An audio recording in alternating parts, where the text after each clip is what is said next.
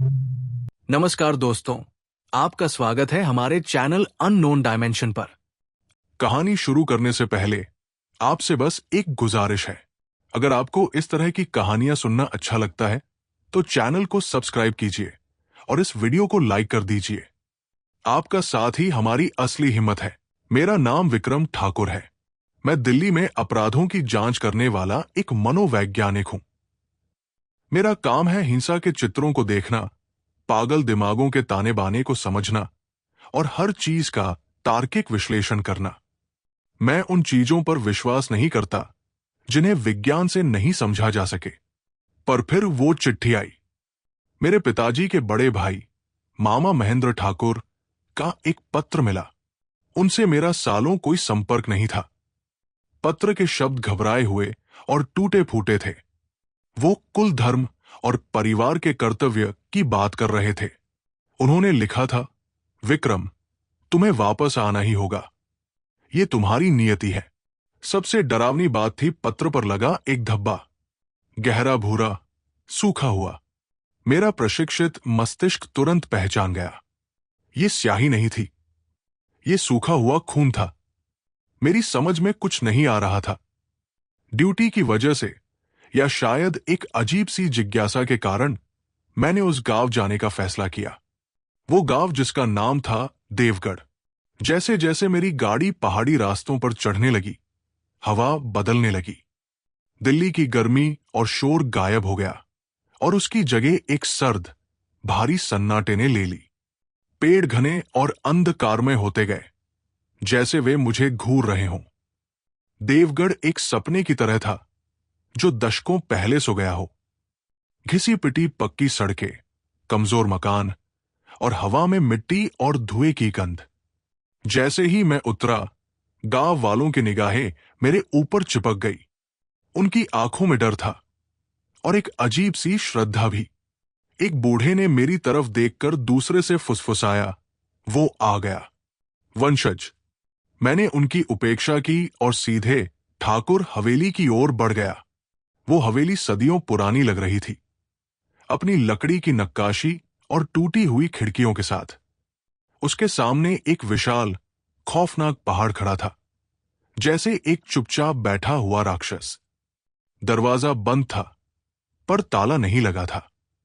अंदर का सन्नाटा मुझे चीखता हुआ सुनाई दिया। मैंने धक्का देकर दरवाजा खोला और फिर मैंने वो दृश्य देखा। मामा महेंद्र का शरीर बिछावन पर पड़ा था। यह कोई साधारण मौत नहीं थी, ये एक कसाईगिरी थी। उनका सीना चीरा हुआ था, पसलियां बाहर की ओर निकली हुई थी। लेकिन सबसे भयानक बात यह थी कि उनकी रीढ़ की हड्डी गायब थी। उसे कोई बहुत ही सावधानी से, बहुत ही जानबूझकर निकाल ले गया था। मेरा पेट मुड़ गया। मेरा दिमाग, जो हमेशा तर्क की तलाश करता है, इस हद तक की हिंसा के सामने ठिठक गया। गांव के सरपंच ठाकुर विजय सिंह ने कहा कि यह जंगली जानवर का हमला था, एक भालू शायद, पर मैं मानने वाला नहीं था। कोई जानवर इतनी सफाई से, इतनी सटीकता से रीढ़ नहीं निकाल सकता। यह किसी मनुष्य का काम था या कुछ और का। उस रात मैं हवेली के अपने कमरे में सोने की कोशिश कर रहा था। तभी एक सपना आया। मैं हवेली के पीछे स्थित एक टूटे फूटे मंदिर के अंदर था। वहां एक आकृति थी, पत्थर जैसी त्वचा, टेढ़े मेढ़े सींग और कई हाथ। उसने मेरी तरफ देखा और मैं एक असहनीय, प्राचीन भूख महसूस करने लगा। मैं चीखता हुआ जाग गया, सांसें तेज, बदन पसीने से भीगा हुआ। तभी मैंने देखा, मेरे कमरे का दरवाजा खुला हुआ था और गलियारे में मेरा चचेरा भाई आदित्य खड़ा था। उसकी आंखें फैली हुई थी, चेहरा पीला पड़ा हुआ था। तुमने भी सपना देखा? उसने कांपती आवाज में पूछा। मैंने सिर हिलाया। उसने कहा, बुआ शकुंतला ने भी वही देखा। वो कहती है, वो जाग रहा है। कौन? मैंने पूछा। मेरी आवाज में गुस्सा और डर दोनों घुल गए। आदित्य ने सिर्फ एक शब्द कहा, जिसने मेरे रोंगटे खड़े कर दिए। कुल देवता। सुबह हुई तो गांव का माहौल और भारी लगने लगा। मामा की मौत का डर हर जगह फैल चुका था। लोग मुझसे बचकर निकलते जैसे मैं कोई बीमारी हो। मैंने ठान लिया था, इस रहस्य की तह तक पहुंचना है। मेरा ध्यान गांव के किराने की दुकान पर गया। मालिक काशीराम एक कर्कश बूढ़ा था। जब मैंने उससे बात करनी चाही तो उसने आंखें तरेरी। तुम ठाकुरों का काम यही खत्म होना चाहिए, उसने लार थूकते हुए कहा। तुम लोग इस गांव के लिए अभिशाप हो, तुम्हारा खून ही खराब है। मैंने उसकी बात को नजरअंदाज कर दिया। मुझे और सबूत चाहिए थे। मैं हवेली के पीछे बने उस टूटे फूटे मंदिर की ओर बढ़ा जिसे मैंने सपने में देखा था। वो जगह और भी डरावनी लग रही थी। मंदिर की दीवारों पर अजीब चिन्ह उकेरे हुए थे, ऐसे चिन्ह जो किसी जानवर या इंसान के नहीं लगते थे। हवा में मिट्टी और सड़े हुए फूलों की गंध थी। तभी दूर से चीख की आवाज सुनाई दी। एक औरत दौड़ती हुई आई। उसका चेहरा भय से विकृत था। कुएं पर, कुएं पर, वो बस इतना ही कह पाई। मैं और कुछ गांव वाले उसके पीछे दौड़े। गांव के बीचों बीच बने पुराने कुएं तक पहुंचे तो सबके पैरों तले जमीन खिसक गई। काशीराम की लाश कुएं के किनारे पड़ी थी, पर वो सिर्फ लाश नहीं थी, उसकी खाल उतार दी गई थी। पूरी की पूरी खाल, बिल्कुल सावधानी से, चाकू से नहीं बल्कि किसी और ही हथियार से उतारी गई लगती थी। उसकी लाल रक्तरंजित मांसपेशियां खुली हुई थी और उस खाल को कुएं के ऊपर एक झंडे की तरह लटकाया गया था जो हवा के झोंकों से हिल रहा था। उसके चेहरे पर जमे हुए भय की मुद्रा देखने लायक थी। लोग चीखने लगे, कुछ उल्टी करने लगे। मेरा अपना पेट मचल उठा। यह कोई जानवर का काम नहीं था, ये एक संदेश था, एक घोषणा। मैंने अपने आप को संभाला। मैंने लाश का निरीक्षण किया। चीरे हुए स्थान बहुत साफ थे, कोई अनावश्यक कटाव नहीं था। यह काम किसी पागल का नहीं बल्कि किसी ऐसे का था जो शरीर रचना को अच्छी तरह जानता हो या जिसने ये काम सैकड़ों बार किया हो। गांव वाले अब खुलकर मेरे खिलाफ हो गए। तुम्हारे आते ही ये सब शुरू हुआ है, एक आदमी चिल्लाया। तुम वंशज हो, ये तुम्हारे कुल देवता का काम है। मैं वापस हवेली लौटा। मेरा दिमाग तेजी से काम कर रहा था। मुझे मामा के कमरे को छानना था। घंटों की खोज के बाद मुझे एक छिपे हुए ताखे में कुछ पर्चे मिले। वे बहुत पुराने थे, उन पर की गई लिखावट धुंधली पड़ चुकी थी। उनमें एक संधि का जिक्र था, पहले ठाकुर और एक रक्षक के बीच हुई संधि। लिखा था कि परिवार की समृद्धि के लिए हर पीढ़ी को एक वरदान चढ़ाना होगा, रक्त और हड्डियों का वरदान। मेरे हाथ कांपने लगे। ये सब कुछ मेरी समझ से परे था। शाम को मैंने आदित्य को उसके कमरे में पाया। वो खिड़की से बाहर घने जंगलों की ओर देख रहा था। उसकी आंखों में एक अजीब सी चमक थी। वो मुझे बुला रहा है, विक्रम, उसने बिना मुड़े कहा। कौन? मैंने पूछा, हालांकि मुझे जवाब पता था। वह कुल देवता, उसने कहा। जब मैं लोगों को देखता हूं तो एक भूख महसूस होती है, एक ऐसी भूख जो रोटी से नहीं मिटती। उसने मुड़कर मेरी ओर देखा। उसकी आंखें एक पल के लिए पूरी तरह काली हो गई, जैसे शाह पत्थर। फिर ठीक हो गई। उसने खुद को थपथपाया। ये सब तनाव का असर है। मैं ठीक हूं, बिल्कुल ठीक। पर मैं जानता था वो झूठ बोल रहा है। आदित्य बदल रहा था, वो संघर्ष कर रहा था और उस संधि के शब्द मेरे कानों में गूंज रहे थे।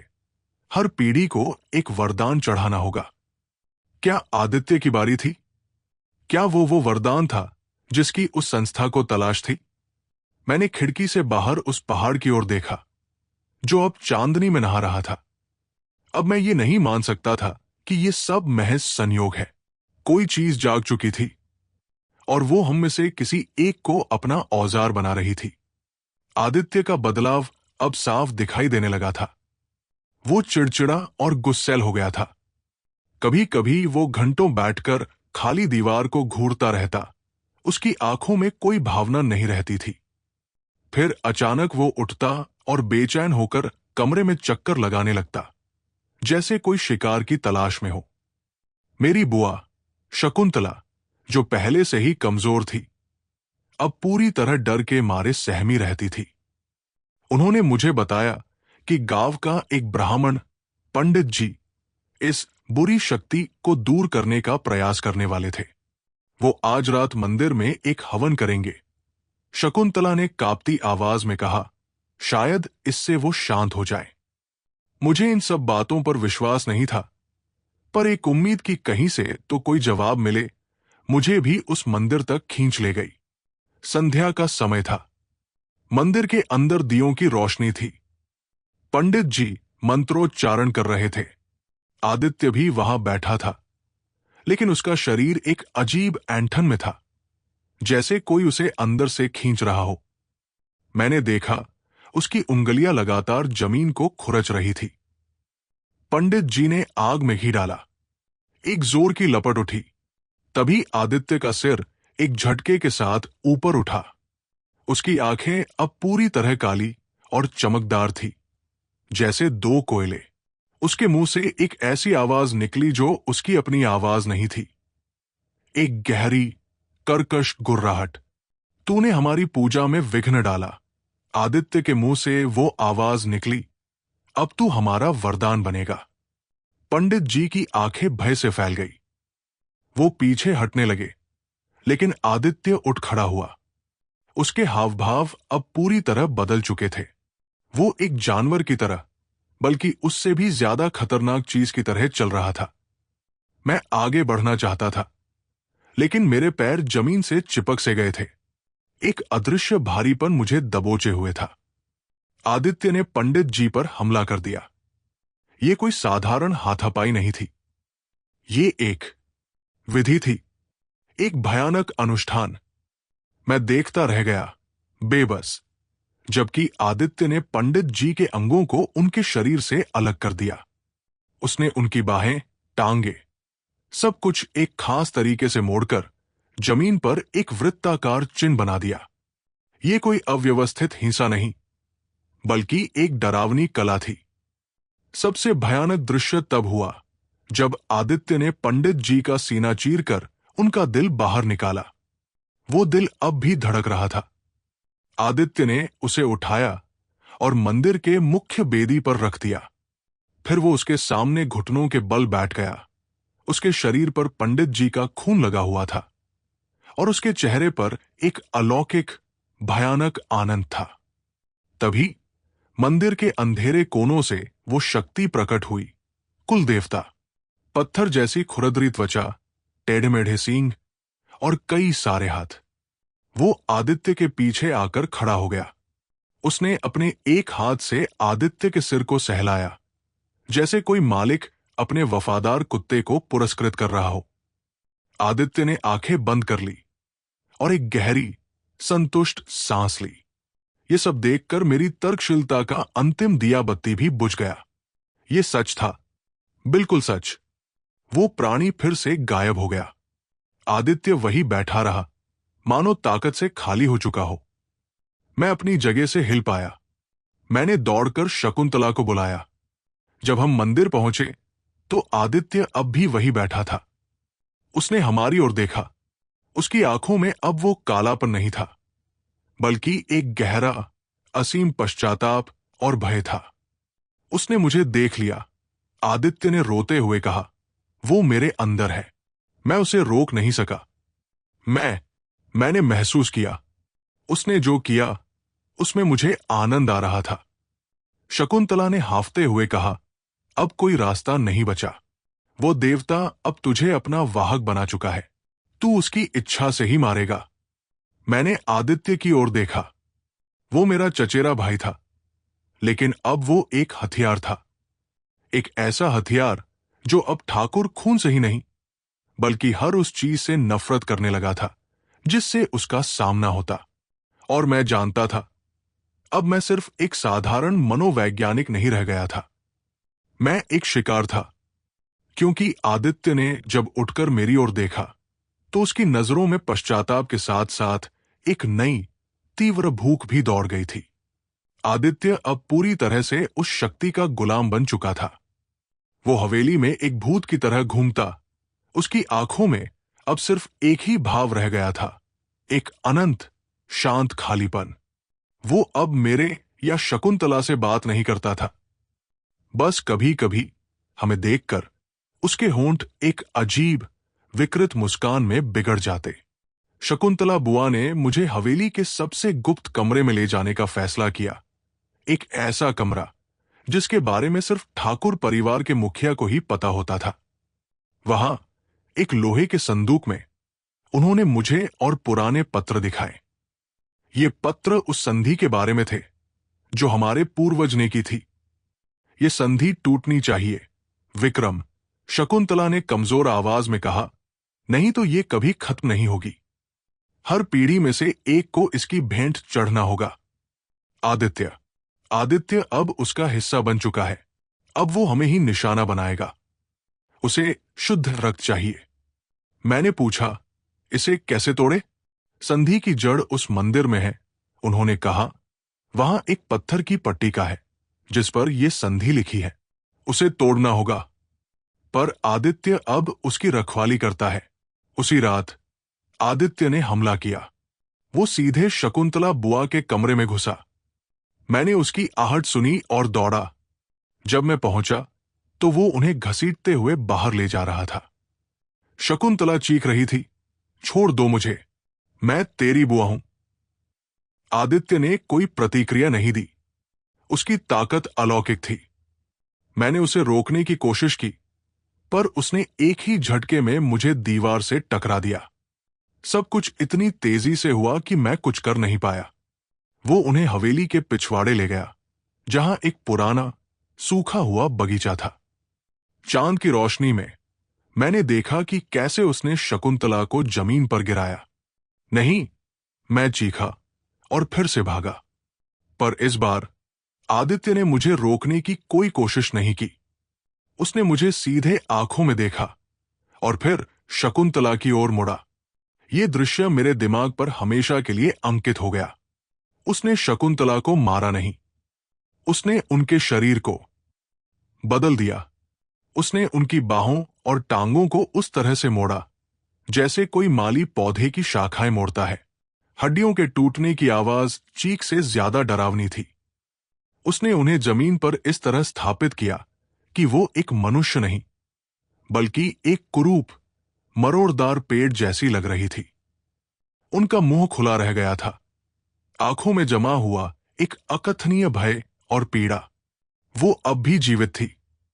उनकी आंखें हिली और मेरी ओर देखा। एक आखिरी बेबस निवेदन। आदित्य ने जमीन से एक टूटा हुआ फावड़ा उठाया। उसने उसे शकुंतला के सीने में घूम दिया। कोई चीख नहीं, बस एक लंबी दर्द भरी सांस और फिर सन्नाटा। आदित्य ने मुड़कर मेरी ओर देखा। उसके चेहरे पर कोई जश्न नहीं, कोई पछतावा नहीं, सिर्फ खालीपन।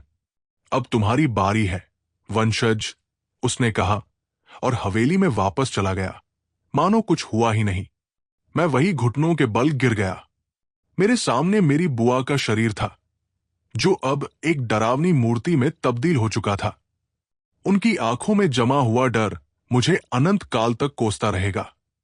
उस पल मेरे भीतर का डर जलकर राख हो गया। उसकी जगह एक ठंडा पत्थर जैसा क्रोध और संकल्प ने ले लिया। मेरा तर्क, मेरा विज्ञान, मेरी शिक्षा यहां कुछ भी काम नहीं आई। इस अंधकार से लड़ने का एक ही तरीका था, इसे उसकी ही जमीन पर जाकर उसकी ही भाषा में नष्ट करना। मैं हवेली में वापस गया। मैंने उन पुराने पत्रों को फिर से पढ़ा। मुझे जवाब मिल गया था। संधि को तोड़ने के लिए मुझे उस पत्थर की पट्टिका को नष्ट करना होगा, और ऐसा करने के लिए मुझे उसके अपने ही धाम में जाना होगा, उस आध्यात्मिक लोक में जहां वो वास्तव में रहता है। पर वहां पहुंचने के लिए मुझे उसी के खून का सहारा लेना होगा। आदित्य का खून। लड़ाई की घोषणा हो चुकी थी और इस बार मैं भागने वाला नहीं था। मैं समाप्ति लाने वाला था।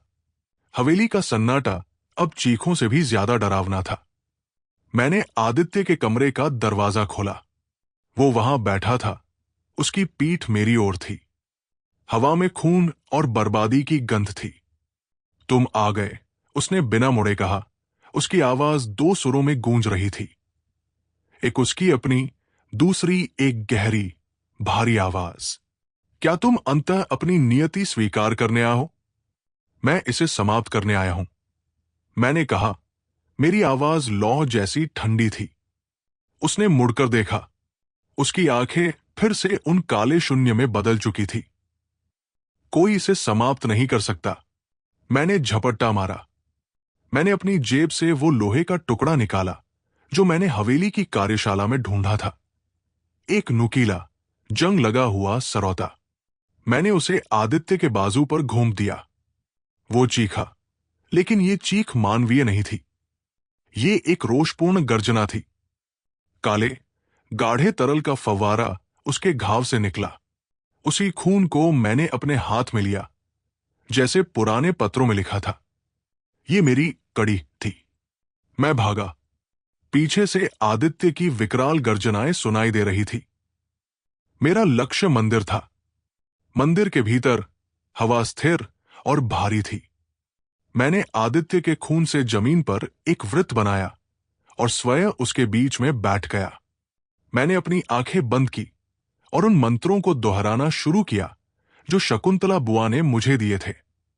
वो मंत्र जो मुझे उसके धाम में ले जा सकता था। एक झटका लगा, जैसे कोई विशालकाय घंटी बजी हो। मेरे आसपास की दुनिया धुंधली पड़ने लगी। पत्थर की दीवारें पारदर्शी हो गई, फिर गायब। मैं खुद को एक ऐसी जगह पाया जो मंदिर नहीं थी। मैं एक गुफा में खड़ा था जिसकी दीवारें, छत और फर्श सब कुछ हड्डियों से बना था। पुरानी हड्डियां, नई हड्डियां, मानव हड्डियां। हवा में मौत की सड़ांध थी। और इस हड्डियों के सागर के बीच में वो खड़ा था। कुल देवता। उसका असली रूप मंदिर में दिखाई दी उस छाया से कहीं ज्यादा भयानक था। वो हड्डियों और पत्थर जैसी मांसपेशियों का एक विशाल, टेढ़ा मेढ़ा पिंड था।